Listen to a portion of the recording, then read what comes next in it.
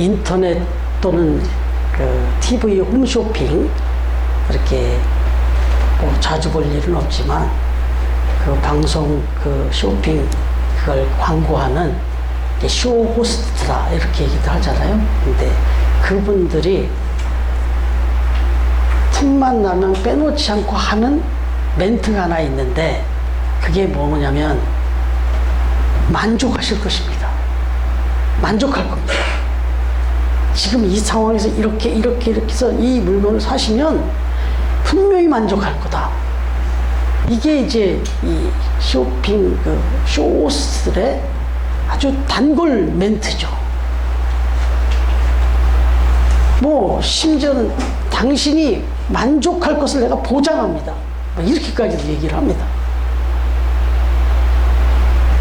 이게 이제 소비 심리, 소비 욕구 이런 걸 이제 분석해서 나온 멘트인데 마음에 드실 겁니다.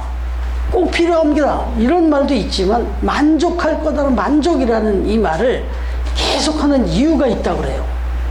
왜냐하면 사람의 이 심리 속에는 만족을 엄청 추구한다는 거예요. 꼭 필요해서 사는 것도 있지만 자기 만족을 위해서 사는 경우가 많다는 거예요. 여러분 명품을 사는 이유가 뭐예요? 꼭 필요해서 사요? 아유 뭐 그렇게 비싸게 아무리 필요도 없지 뭘 그렇게 비싸게 사요? 근데 왜 그렇게 비싸게 사냐면 내 만족이에요. 내 욕구 만족입니다. 여러분 엄청난 비싼 콘서트를 갑니다. 말도 안 되게 비싸요 콘서트 티켓이. 근데 갑니다. 구름대처럼 몰려듭니다. 그게 꼭 필요해서 갈까요? 아니잖아요. 자기 만족을 위해서 가는 거예요. 옷을 하나 사도 음식을 하나 먹어도 또 공연을 하나 봐도 사실 필요한 게 맞지만 그러나 조금 더 깊이 들어가면 내 욕구 만족을 위해서 사고 먹고 가는 겁니다. 여러분 사실 인간이라는 존재가 그렇다는 거예요. 셰익스피어의 희곡 중에 헨리 6세라는 그 작품이 있는데 여기에 이런 대사가 나온다. 대사 내용을 좀 읽어드리면 이렇습니다. 나의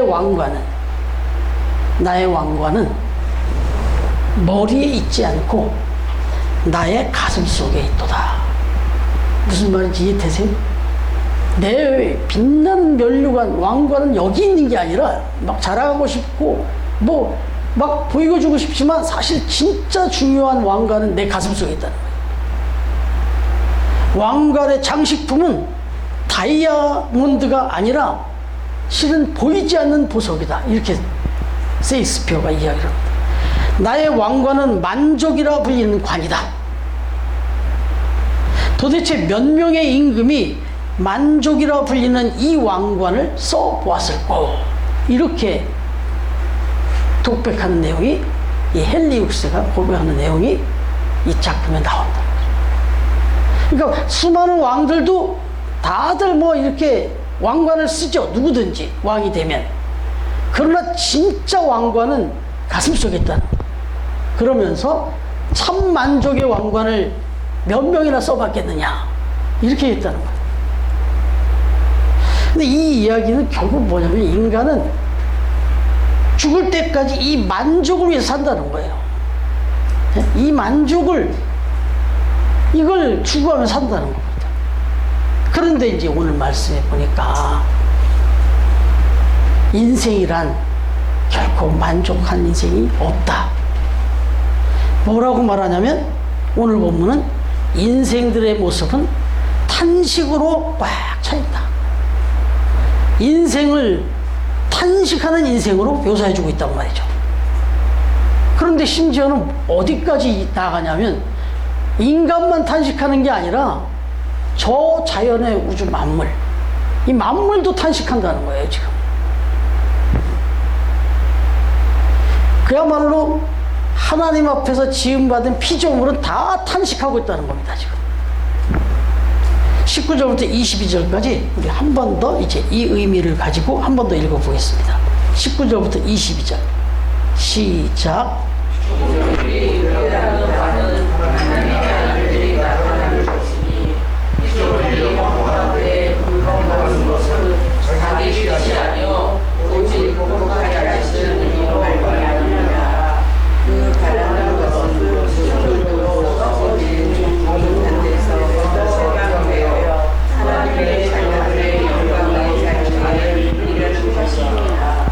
피조물이 계속해서 피조물이 다 이제까지 함께 탄식하며 함께 고통을 겪고 있는 것을 우리가 아느니라. 아멘. 참 아멘하기 답답한 아멘입니다 이게. 여러분 여기 이제 조금 어려운 말이 있어요. 살짝 풀어드려야 될 19절에 보니까 피조물들이 이 자연 만물들이 하나님의 자녀들을 고대하고 있다고 말하는 거예요. 피조물의 고대하는 바는 여러분 고대한다, 학수고대하다 그러잖아요. 고대한다는 건 뭐예요? 기다린다는 거죠. 근데 어떻게 기다리느냐? 하나님의 자녀들을 간절하게 열렬히 기다린다는 겁니다. 아주 애타게 기다린다는 거예요.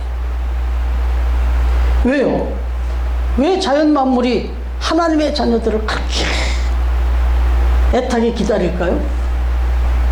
그 자연 만물도 만족이 없다는 거예요. 이 사도 바울의 이 고백대로 하면 자연 만물도 지금 만족스럽지 못하다는 겁니다. 여러분 생각해보면요, 우리는 자연을 보면 얼마나 아름답습니까? 얼마나 막 찬양을 합니까? 그래서 시인들이 자연을 주로 노래하잖아요.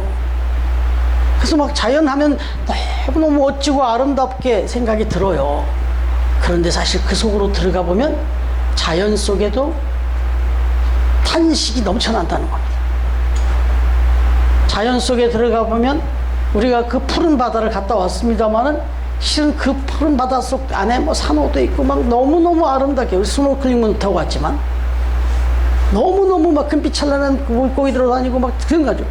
근데 이걸 조금 긴 시간 이렇게 카메라를 들이대고 살펴보면 여기처럼 치열한 전쟁터가 없어요. 그 바닷속, 그 평온한 것 같은 그 바닷속에서 서로 먹고 먹히고 치열한 전쟁터가 없어요. 그런 전쟁터가. 그래서 막 변장하고 있다가 막 타닥 도망가기도 하고 뭐 난리. 그게 바닷속만 그래요? 저 정글에 가도 마찬가지. 우리가 아주 평안하게 보고 아름답게 보이는 그 자연 속에도 들어가 보면 절대 평안하지 않다. 피비린내 나는 전쟁이 있다.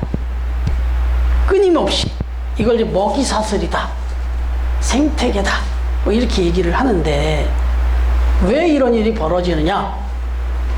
20절 뭐라 그래요? 자연도 타락했기 때문이라는 거예요. 이게 지금 이해가 되십니까? 자연도 타락했기 때문이라는 거예요. 자연도 썩었다는 거예요. 피조물들이 허무한데 굴복한대요. 그래서 아담의 범죄 이후에 그 죄로 인해서 하나님은 기근과 지진과 가뭄, 그야말로 에덴 동산에는 없었던 것들을 허락했어요. 그래서 자연도 이제 함께 탄식하게 됐습니다. 그래서 여기 보니까 자기 뜻이 아니요 굴복해 하시는 이로 말미암음이라 그랬습니다. 인간이 죄를 지음으로써 자연도 같이 저주를 받게 되었다, 이런 얘기예요. 여러분 화산, 분화, 폭발, 폭염 이거 뭐 자연이 원하는 거 아니잖아요. 그래서 창세기 3장 17절부터 18절로 올라가 보면 왜 이렇게 됐는지가 나와요. 한번 찾아보실래요? 창세기 3장 17절에서 18절. 창세기 3장 17절에서 18절. 찾으셨어요? 네, 그러면 리나가 한번 읽어주세요. 창세기 3장 17절에서 18절. 아담에게 이르시되 내가 내 아내의 말을 듣고 내가 네게 묻지 마라 한 나무의 열매를 먹었은즉 땅은 너로 말미암아 저주를 받고 너는 네 평생에 수고하여야 그 소산을 먹으리라. 예. 땅이 네게 가시덤불과 엉겅퀴를 낼 것이라. 예. 내가 먹을 것은 닷의 채소인즉 내가 흙을 지나갈 때까지 얼굴에 땀을 흘려야 먹을 것을 먹으리니. 예. 거기까지만 할게요. 예. 여기 보니까 아담에게 얘기합니다. 하나님이 네가 네 아내 말을 듣고 애 먹지 말라는 거를 먹음으로 인해 가지고 불순종해 가지고 결국 편했던 에덴 동산의 삶을 잃어버리고 신라곤을 하며 이제는 너 때문에 땅도 저주를 받게 됐다. 자연까지도 다 파괴돼 버렸다. 질서가 다 깨져버렸다는 거예요. 그러면서 너는 평생에 이제 수고해야 그 땅의 열매도 먹게 된다. 그냥 주셨던 것들인데. 그래갖고 땅이 내게 가시덤불 엉겅퀴를 낼 거다. 온갖 수고와 땀을 흘려야만 먹고 사는 그런 상황이 될 것이다. 그렇게 됐잖아요, 지금 우리가. 여러분, 땅이 이렇게 저주를 받았다는 거예요. 좀 뭐, 우리 식으로 표현하면 좀 억울하겠네요. 땅이 좀 억울하겠네. 어찌됐든, 인간에게 그 모든 걸 관리할 수 있도록 해주셨는데, 인간이 순종하지 않음으로 인해가지고 질서가 다 깨지면서 파괴되면서 결국 이 땅이나 자연까지도 다 이렇게 어렵게 됐다. 여러분, 그래서 땅이, 만물이, 우리 인간들이 회복이 돼서 하나님의 자녀가 되어 온전히 구원받는 그걸 땅도 만물도 고대한다는 거예요. 이 세상 만물도 지금 말이 없죠. 근데 저 말 없는 자연이 저와 여러분처럼 이렇게 구원받고 회복되고 하나님의 자녀로 회복되어지는 이 모습을 고대하고 있다는 겁니다. 그래야만 자기들도 회복이 된다. 이렇게 보고 있다는 거예요. 이게 믿음의 관점에서 보는 겁니다. 여러분 생각해 보세요. 지금 6.25 전쟁으로 이 나라가 강산이 얼마나 많이 박살났습니까? 그 많은 폭탄과 지뢰 지금도 터지고 있잖아요. 근데 얼마 전에 보니까 지금도 또 심고 있대요, 북한에서. 얼마나 황폐해졌습니까? 더욱이나 여기에 막 핵실험까지 해야 되니 저 바닷속에다가 떨어뜨린다고 하는데 바닷속이 어떻게 되는 거예요, 도대체? 그거 막 빵빵 쏴가지고 막 동해상이고 어디고 막 해상, 바다에 떨어뜨린다는데 마치 거기는 아무도 안 죽고 안전한 곳이니까 거기다 쐈다고 하는데 실험한다고 했는데 그 안에는 어떻게 되는 거예요? 초토화될 거 아닙니까? 여러분 지금 뭐 러시아는 우크라이나와 전쟁을 하고 서로 지금 어떻게든지 더 파급력 있는 무기를 확보할 것인가. 그래갖고 그걸로 막 본토를 공격하고 지금 난장판입니다, 지금. 이스라엘과 하마스는요. 이게 지금 자연이 막 신음하죠, 신음하죠. 네. 여러분, 이것만이 아니잖아요. 각종 전염병들이 휩쓸지 않습니까? 코로나 때 인간만 탄식한 게 아니라고요. 인간만 탄식한 게 아니라 모든 자연환경이 이걸 우리는 다 알고 있어요.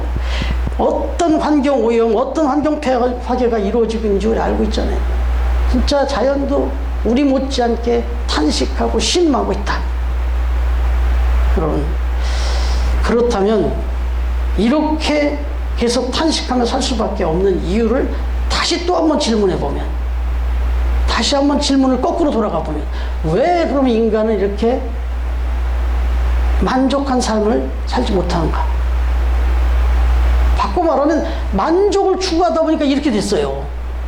끝없이 만족, 그 욕구를 향해서 살다 보니까 나라가, 세상이 이 모양이 된 거예요. 자연도 파괴가 된 거고, 전쟁도 그거 아니겠어요? 다 자기 욕구 만족을 채우려다 보니까 침략을 하고 이렇게 됐잖아요.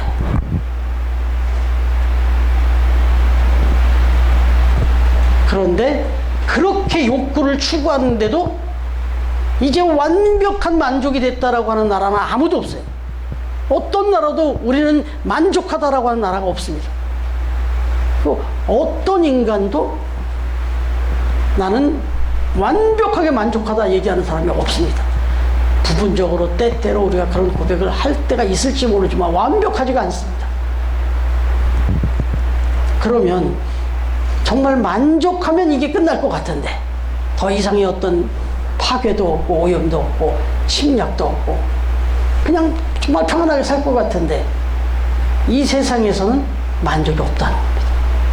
성경의 대답은 이 세상 그 무엇 어떤 것으로도 참 만족을 누릴 수 없다. 이 결론이에요.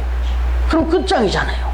그런데 성경은 이것이 참 만족이다라고 얘기합니다. 그게 뭐냐면 인간에게는 이 세상 그 어떤 것으로 만족할 수가 없다. 딱 한 가지가 있다.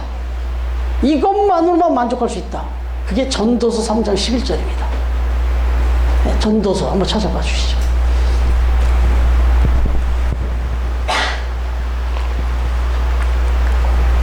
시편, 성경 한복판에 시편이 있고 거기 잠언이 있고 전도서가 있습니다. 네, 전도서 찾으셨습니까? 네. 찾으셨습니까? 3장 11절.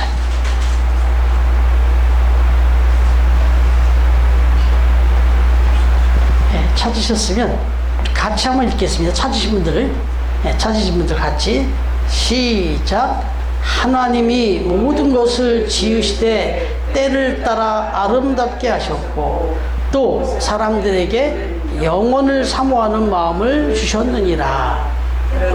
예, 여기까지. 예. 여러분, 하나님이 모든 것을 지으실 때 때를 따라 아름답게 하셨다. 아주 적당하게, 가장 완벽하게, 정말 이렇게 파괴되지 않은 아주 완벽한 그런 유토피아를 주셨다는 거예요. 낙원을.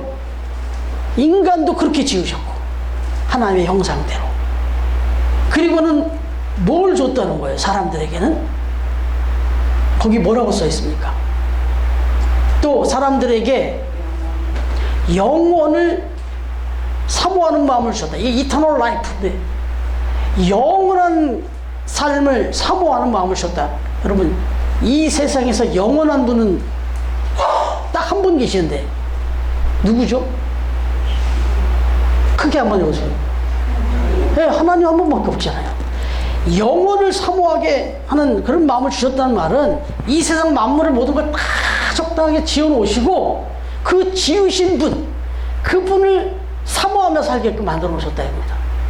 인간의 마음속에 그 영원하신 그 하나님, 그 영혼을 사모하는 마음을 딱 우리 인간에게 주셨다는 거예요. 근데 이게 아담의 범죄로 깨져버렸잖아요.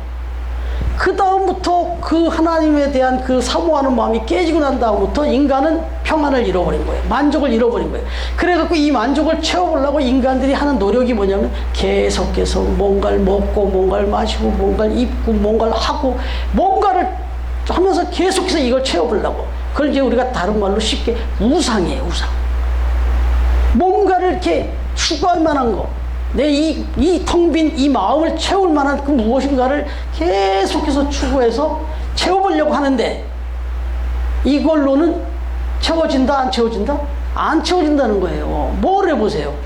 어떤 걸 하면 완벽하게 채워지겠습니까? 아, 정말 저거 하다가 죽으면 원이 없고 나는 평생 나는 후회가 없겠다 하는 그거요. 1년이 뭐예요? 몇 개월만은 그거 계속 해보세요. 금방 실증납니다. 제가 꿈이 뭐였냐면 운전을 못할 때예요. 결혼도 하기 전에 야, 정말 나도 한번 운전을 좀 한번 해보고 차가 하나 있어서 전국을 한번 내가 직접 드라이브 운전하면서 한번 전국 일주를 한번 해보는 게 꿈이라고 그랬어요. 그게 소원이라고 했어요. 지금은 거제도만 갔다 오자고 그랬더니 내가 너무너무 힘들어요.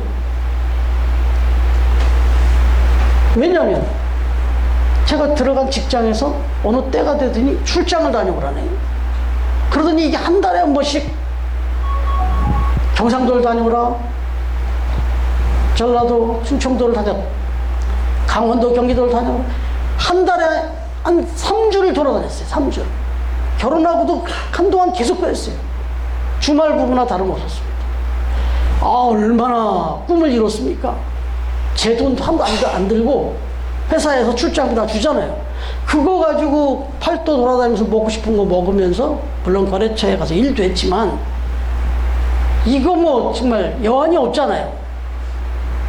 이거 한 몇 년 지나고 나니까요. 정말 출장이 아주 징그러울 정도로 가기 싫은 거예요. 정말 운전대를 잡기 싫은 거예요. 운전대를 그렇게 잡기 싫더라고. 이게 한 단편적인 얘기를 말씀드립니다. 여러분, 이 세상에서 정말 난 이것만 하다 죽고 싶다 하고 싶은 거, 그거 한번 죽을 때까지 해보세요. 못해요. 여러분, 그렇습니다, 인간은. 그런데 왜 이게 안 채워지느냐?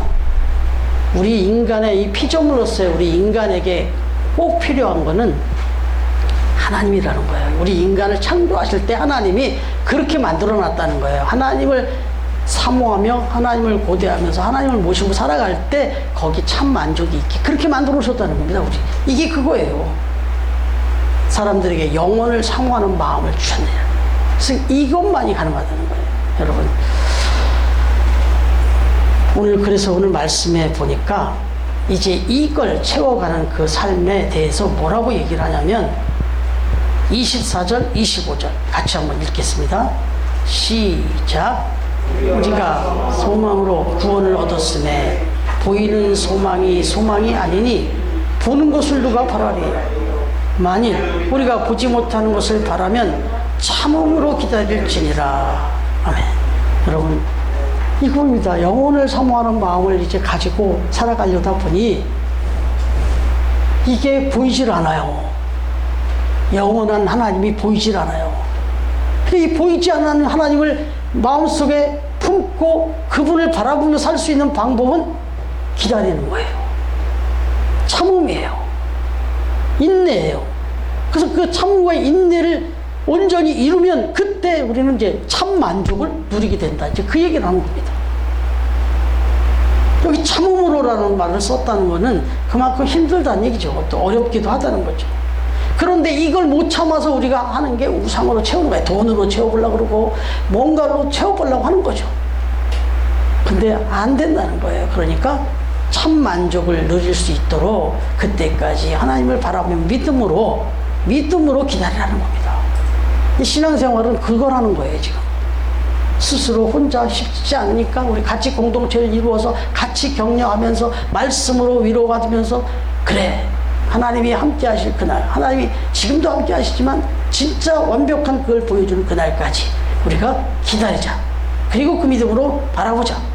그래서 오늘 찬양이 나왔지만 좀 익숙치 않은 찬양이셨겠지만 아주 오래된 찬양인데 참 좋아하는 찬양인데 모든 상황 속에서 어떤 상황 속에서도 하나님을 바라보면서 살아갈 때 그렇게 방향을 잡고 갈 때 이미 우리 안에는 만족이 생깁니다. 평안이 생기고. 그 얘기입니다. 근데 이걸 가짜로 막 채우려고 하면 불만족이 생기게 되겠다. 여러분, 이 질문에 대해서 그럼 왜 그렇게 기다려야 되고 참아야 되느냐. 그냥 하나님을 딱 바라보는 순간 바로 딱 채워주면 좋겠는데, 바로 딱 만족을 주시면 좋겠는데 왜 이걸 참고 기다리라고 하는가. 시간을 자꾸 이렇게 끌고 때로는 힘들게 이렇게 하시는가. 이 부분에 대해서 중국의 아주 유명한 전도자였던 워치만리라는 분이 있어요. 이분에 대한 신학이 또 여러 가지 평가를 받고 있습니다만은 적어도 이 이야기는 아주 깊은 공감이 되는데, 이 워치만리라는 분이 남긴 글이 이거예요. 하나의 예를 듭니다. 여기에 강철이 하나 있습니다. 그런데 이 강철을 지금 바로 팔아버리면 $5를 받을 수 있습니다. 그러나 이 강철을 가지고 조금 더 다듬어서 말의 편자 아시죠? 말 발굽에 이 좀 보호를 위해서 요만한 U자형 그 철판, 그런 편자를 만들면 $5를 받을 수 있었던 이 철이 $10를 받을 수 있습니다. 그런데 한 걸음 더 나가서 이 강철을 가지고 잘게 부어서 바늘을 만들면, 그래서 바늘을 만들어 팔게 되면 $300를 벌 수가 있습니다. 그런데 또 이것을 더 두드려서 만약에 날카로운 면도칼을 만들어 팔게 되면 $3,000를 받을 수가 있습니다. 심지어는 그것으로 시계 속에 들어가는 정밀한 스프링을 만들어서 팔게 되면 적어도 $30,000 이상을 벌 수 있습니다. 이 이야기를 하는 거예요. 재료는 똑같습니다. 그러나 그것을 두들기고 연단하고 또 연단해서 강도가 높아지고 가치를 높이게 하시면 비교할 수 없는 그런 철이 됩니다. 이게 워치만의 이야기예요. 하나님이 그럼 왜 우리한테 바로 즉각적으로 만족을 주시고 딱 그렇게 시간을 갖추고 더 때로는 고난도 주고 고통도 주고 기다리게 하고 그러면서 점점 시간이 흘러서 어느 시점까지 정말 이런 $5짜리 가치를 $30,000 이상의 가치로 높이는, 그래서 가장 정말 우리가 생각지도 못했던 참 만족, 큰 기쁨을 주시기 위해서 기다리게 하신다는 거예요. 그리고 그렇게 다듬어 가신다는 거예요. 그러니까 지금 저와 여러분이 이 세상 살아가면서 크고 작은 연단들이 있잖아요.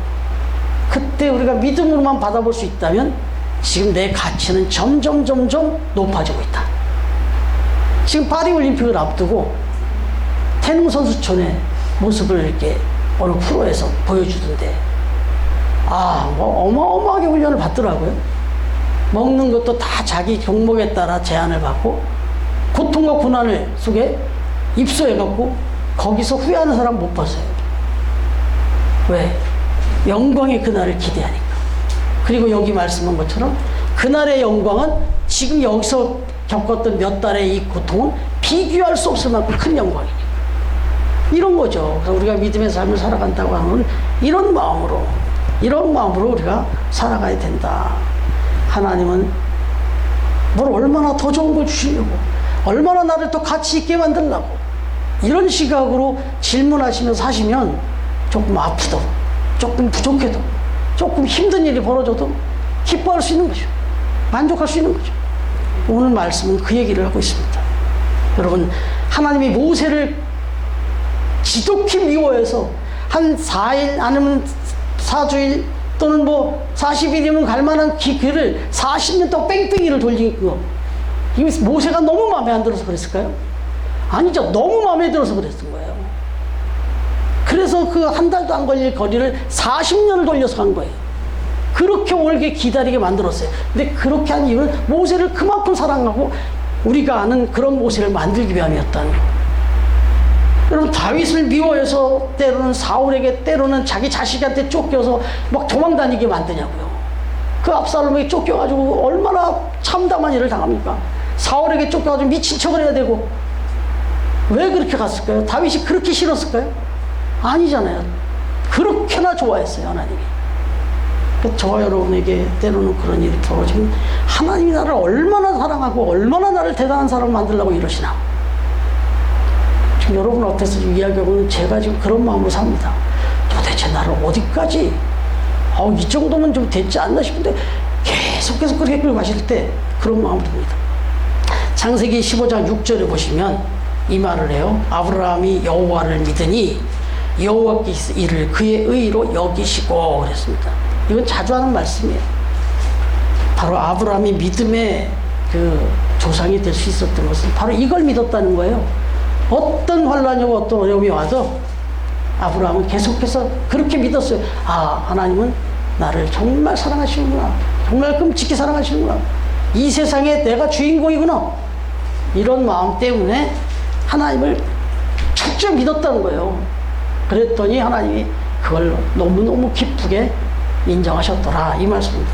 적어도 우리 처음 교회 우리 사랑하는 가족들은 지금 때때로 어려운 일도 있을 수 있고 또 어떤 상황이 벌어지더라도 이 믿음을 변치 않고 이 믿음을 바라보면서 오직 주만 바라보면서 오직 하나님만 바라보면서 그렇게 하나님이 예비하신 정말 멋진 인생, 정말 하나님이 기뻐하시는, 우리 스스로도 참 만족을 누리는 그런 인생들이 다 되시기를 주님의 이름으로 축복합니다.